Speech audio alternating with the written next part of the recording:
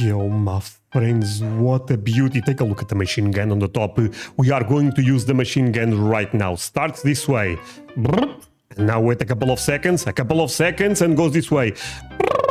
This is the last thing that the enemies of America tend to listen. My friends, this is a toy, but American military is incredible and owns a bunch of those. We are going to react to the insane engineering of the A-10. My friends, if you are not aware, now you know. This is my favorite plane in the American military. I don't want to debate, oh, the F-35 is better, the F-22, all great, but this one to me represents America. Take a look at this beast. Take a look. One more time, look at all the bombs. Oh my god. Okay, my friends, we're going to this, but if you can leave a like right now, thank you so much, my friend. Is the best way to show support. Now, if you can subscribe, well, in that case, forget about it. You make my day. Have that in consideration.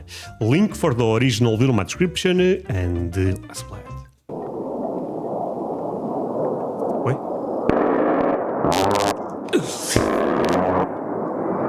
Sound. Sorry. Yeah, we are going to run that part back. I'm sorry. We are going to run that part back.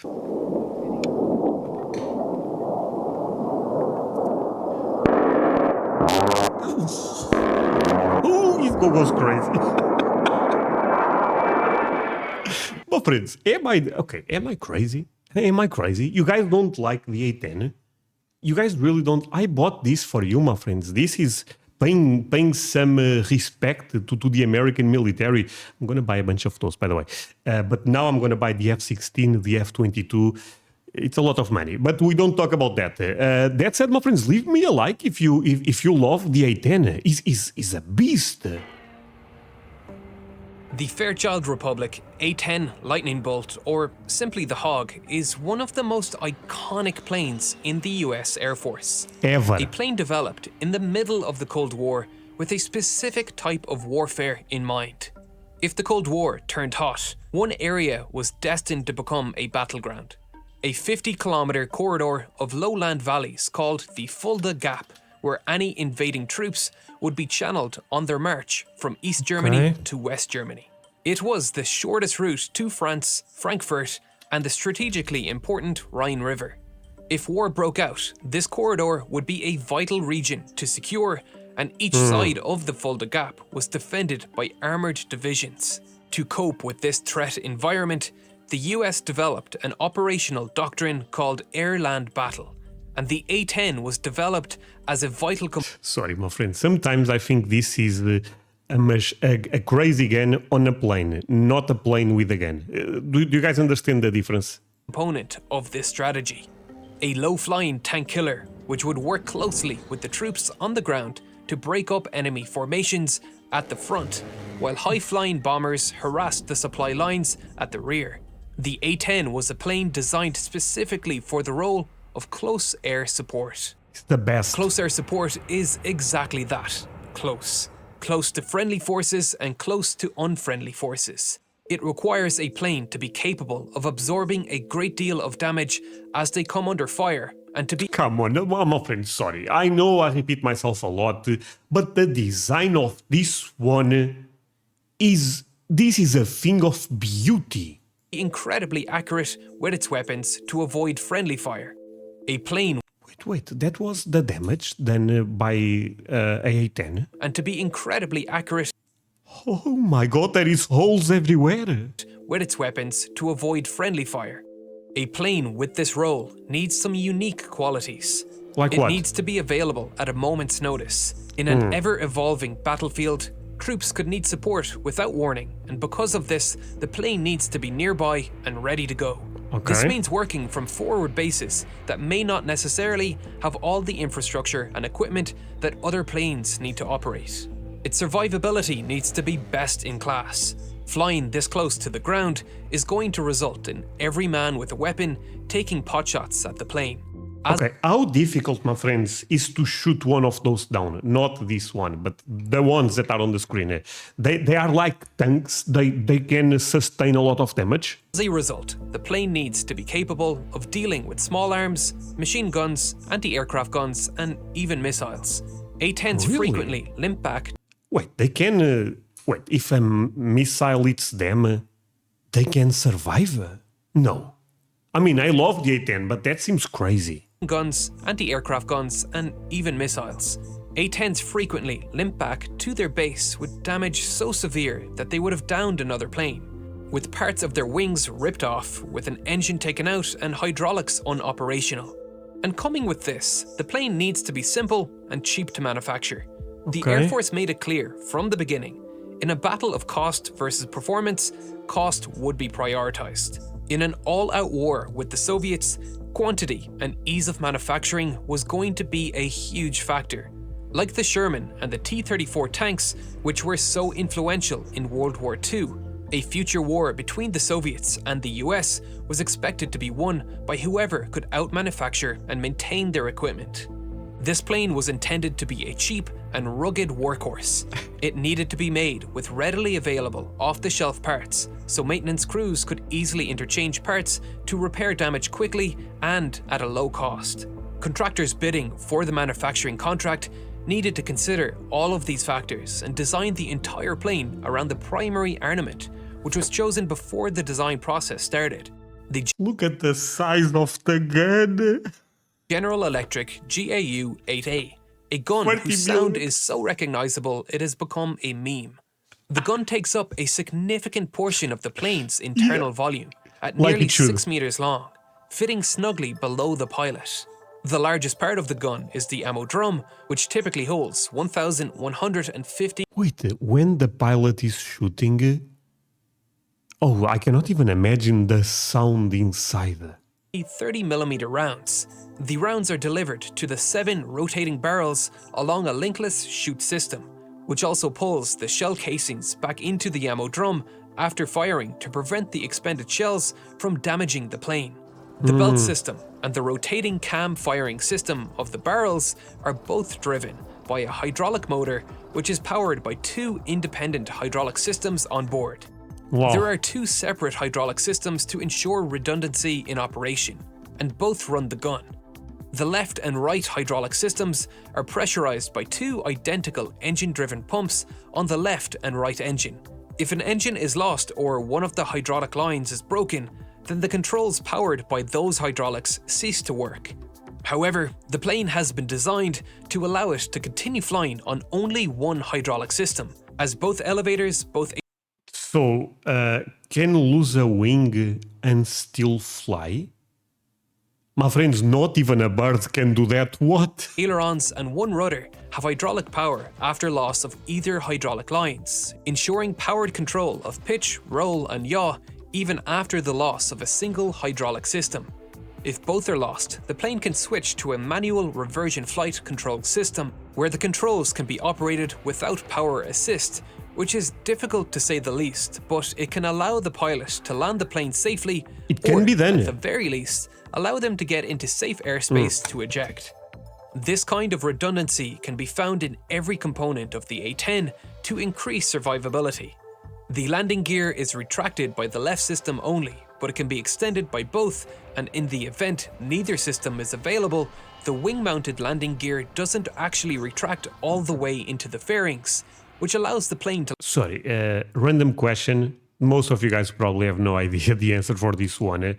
But since this looks like a video game, there is any video game that I can play where I can pilot those? Because let's be real, that will be the closest thing to me that I would be able to experience. If you guys know any game that you can pilot those, tell me. Landing gear doesn't actually retract all the way into the fairings, which allows the plane to land with landing gear retracted with only moderate damage to the plane.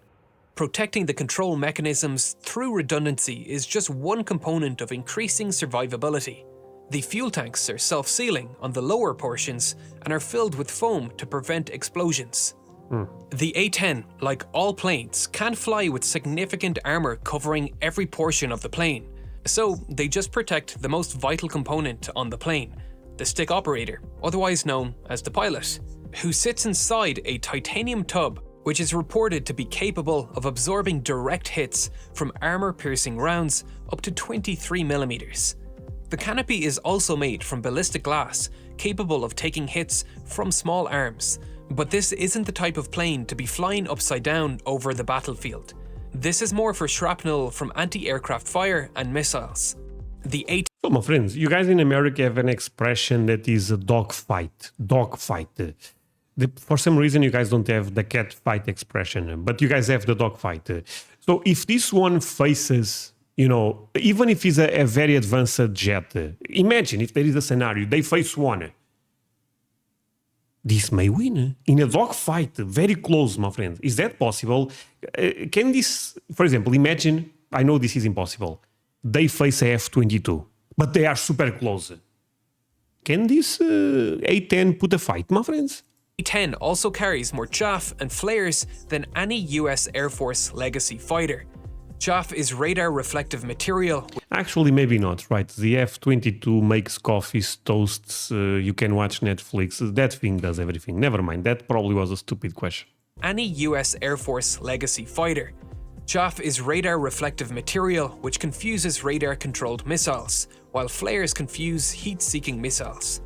With 4 dispensers located in the landing gear pods and another 4 on the outer wingtips, for a total of 16 across both wings, which can be triggered automatically by radar and laser detection systems on the nose and wingtips of the plane, or simply fired manually by the pilot. One of the most striking features of the A-10 is its strange engine placement and tail configuration, and this too was a design feature to thwart enemies with heat-seeking missiles. The engines and tail were arranged like this to mask the infrared signature of the hot exhaust of the plane, which could be used to lock onto the plane by IR missiles on the ground. The tail would look Damn, everything was so well thought. See, my friends, you have to love the American military. Nowadays, there is some people that have been talking a bit of trash about, I'm talking about Americans actually, talking a bit of trash about the American military. My friends, those guys are crazy.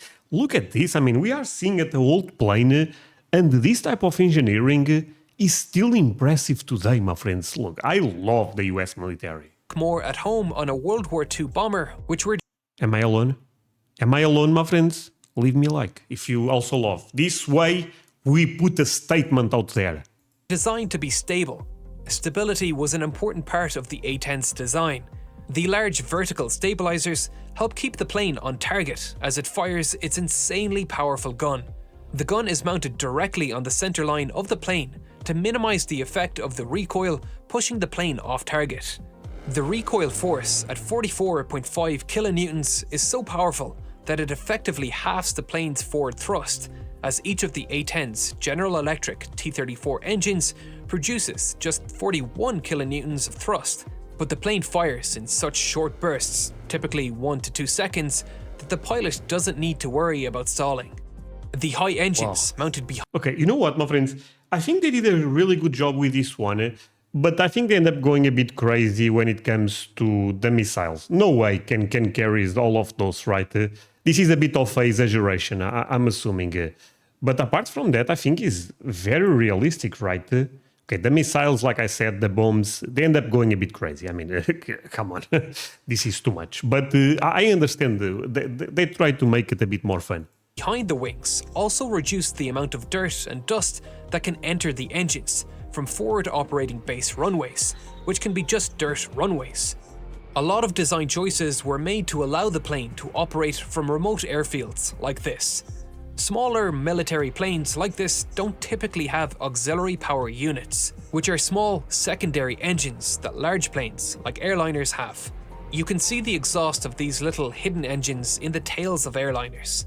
These engines allow the plane to start its main engines without external help and help run functions like electricity generation and hydraulic fluid pumps. But it's unnecessary weight for most small aircraft, and they usually use some other way to get the engine spinning. Sometimes this results in the plane relying on ground equipment, which the A-10 cannot depend on, and so an APU was installed between the two podded engines. You can see the exhaust of the APU just underneath the nacelles here. Some of the most interesting design challenges arose from the sheer power of the aircraft's gun. You know, I can confirm, it's actually it. I'm not even joking. The gun spits out so much burnt and unburnt propellant that they actually lost an early model in 1978 after exhaust gas from the gun ignited and starved the engines of oxygen. To deal with this, some design changes were made. First, a small gas scoop was placed underneath the barrels to suck in some of that exhaust. The chemical mixture of the round propellant was changed to increase the flash suppressant levels. This in turn caused secondary problems as the new chemical mixture. Wait, can the pilot smell the gunpowder? You know? Oh, that's maybe toxic, actually. Caused residue to build up on the cockpit windows and a and you know what? You know what? The guy goes.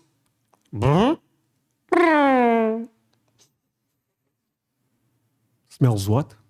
My friend, smells like what? Read them. As the new chemical mixture caused residue to build up on the cockpit windows and a canopy washer was needed, which simply sprayed the washing fluid onto the canopy and the slipstream did the rest of the work. Circuitry was also added to force the engine ignition system to continually fire while the gun trigger was being pulled, so that in the event a flameout occurred, the engine could rekindle its flame immediately.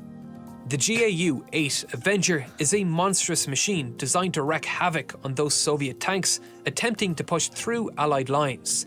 To do this, they need heavy armor-piercing rounds. The rounds are truly massive at 30mm and sprinkled throughout these rounds are rounds made of aluminium with a depleted uranium core. Look, and my wife keeps telling me size does not matter. It matters, my friends. Uranium is insanely dense at 19.1 grams per centimeter cubed. Lead, in comparison, is 11.3 grams per centimeter cubed, and iron is 7.9. This density gives the round more kinetic energy for armor piercing. The depleted uranium also ablates material in a way that self-sharpens the projectile, while uranium is the thing that they use for atomic bombs, right? The nuclear stuff? Tungsten, which is slightly denser than uranium, tends to mushroom out and dulls itself upon impact. There is currently 700,000 metric tons of depleted uranium stored as uranium hexafluoride in huge storage cylinders across America, costing uranium enrichment facilities a great amount in maintenance. They are simply delighted when someone gets it off their hands and fires it at high speed into a country thousands of miles away. It's a cheap and freely available resource and has the perfect material properties for armor piercing. But the efficacy of using depleted uranium is obviously not good. Many war-torn regions have blamed its use for elevated cases of cancer. The A-10. But sorry, you know, now being honest, my friends, you know what's beautiful about this plane? Is when the plane shoots, makes this white, the smoking line, of course. I don't know, it's so clean, so precise. Damn it. Foreign regions have blamed its use for elevated cases of cancer. The A-10 has been under constant threat of retirement. No! Detractors have pushed from the very start that the plane is not needed. First, my friends, talk with Donald Trump, talk with JD Vance, make this message get to them. The Portuguese guy said you should keep them. They will not listen. Well, I don't know, my friends, but someone make some riots or whatever to keep this one. First, it was the F-16. Wait, not the F-16. The F-16 is cool, but to keep this one. Come on. If this retires, I think the military could be the fall down. Which should take over its job, and now it's the F-35. And both sides of the argument have valid points. The F-16 and A-10 can carry... We are going to run this back, but am I the only... I mean, the F-35, I know, makes everything better, but there is something there is something special about this one. It was the F-16 which should take over its job, and now it's the F-35. And both sides of the argument have valid points. The F-16... Wait. What if we make the A-20 Warthog? Think about that. Same shell, even a bigger gun, and some atomic bombs. And A-10 can carry similar... Also stealth. amounts of ordnance Why into the not? battlefield if needed. Both have 11 hardpoints with a carrying capacity over 7.2 tons, but attaching heavy equipment to its wings negates the biggest advantage of the F-16, its maneuverability and ability to conserve kinetic energy in dogfights. The F-16 was designed to be a multi-role fighter, while the A-10 was designed for one job and one job only, getting down and dirty and taking some punches like Rocky. While modern planes like the F-35 were designed to be more like Muhammad Ali, bobbing, weaving, elusive, striking and moving out of the enemy's range before they can react. Yeah, with all the respect to Muhammad Ali, this is Mike Tyson, you know. Planes were designed in completely different eras with completely different military doctrine in mind, and trying to compare the two without acknowledging that is silly. The F-35 is designed to carry a small payload of weapons in its internal weapons bay, while stealth is a high priority. But it can carry just as much as the F-16 when air superiority is established. It's a multi-role fighter designed for the modern battlefield. Ultimately, the A-10 found a role in wars like Iraq and Afghanistan, where the threat level and sophistication of enemy weaponry was relatively low, like the battles expected in the Fulda Gap in the 1980s. The A-10 persists today because it excels in its role as a close air support vehicle, and its low cost of running compared to other military planes has kept it competitive. Look at that! Wait, the F-22 is 33,000 per hour. Allowing it to be in the vanguard for military operations today. A plane the infantry can see coming over the horizon, like Gandalf arriving into Helm's Deep to lift the siege. Lord of the Rings. Saving the day again, baby. It's become an iconic aircraft among the soldiers on the ground. A bond has formed between it and the infantry it protects.